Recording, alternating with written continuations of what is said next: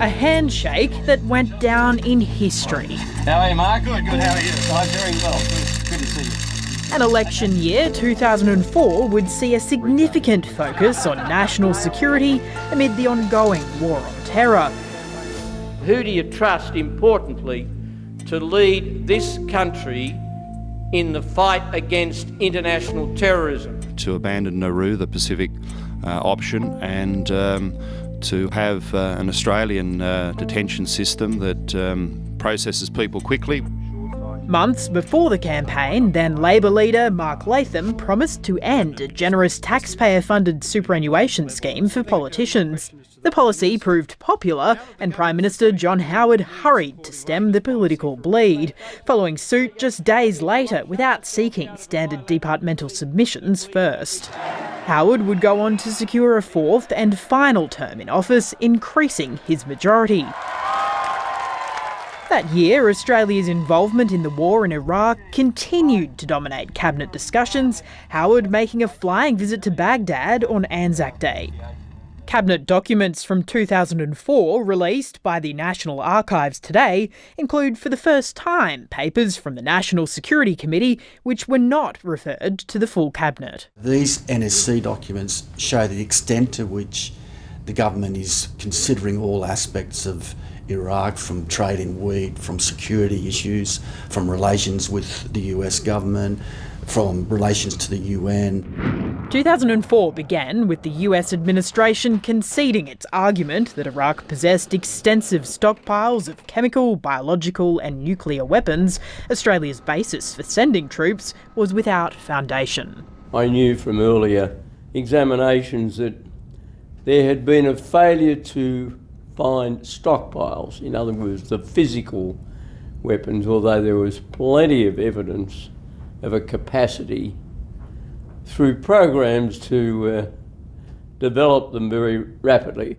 The Howard government in June forced to clarify when it became aware of evidence of prisoner abuse inside the US-run Abu Ghraib prison. We were disappointed. Papers provide a glimpse into the Cabinet's deliberations on Australia's engagement, including a letter from the Defence Minister on additional defence deployments, such as to train the Iraqi army, and a switch to providing training outside of Iraq.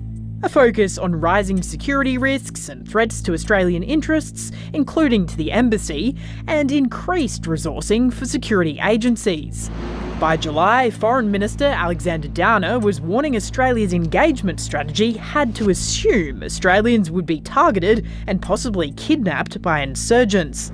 As the costly war raged on, it took a toll on the reputation of the then powerful Australian Wheat Board, later found to have paid kickbacks to Saddam Hussein's regime, apparently with little knowledge in Canberra. There was nothing that I can recall that suggested before the event, before the revelation, should have behaved differently. As with many years, part of the story is what's not included in the papers, including no reference to the ongoing war in Afghanistan. Negotiations continued with Timor Leste over lucrative oil and gas reserves.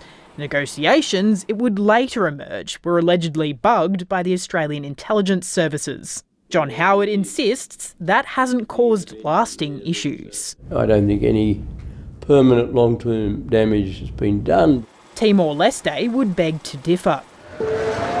Terrorism struck the region. Australia's embassy in Jakarta bombed, leaving 10 dead. Nature wreaked havoc on Boxing Day, with a tsunami in Southeast Asia killing more than 220,000, including 26 Australians. Back home, the government would amend the definition of marriage to be between a man and a woman in response to changes at state and territory levels.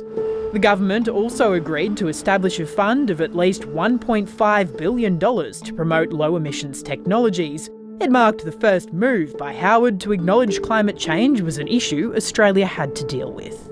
It may be 20 years ago, but the themes occupying Cabinet bear similarities to those of today. House prices and the economy were in focus, as was immigration, with the High Court allowing for the indefinite detention of non-citizens who couldn't be deported, a decision that would stand until November 2023. Nicole Hegarty, ABC News, Canberra.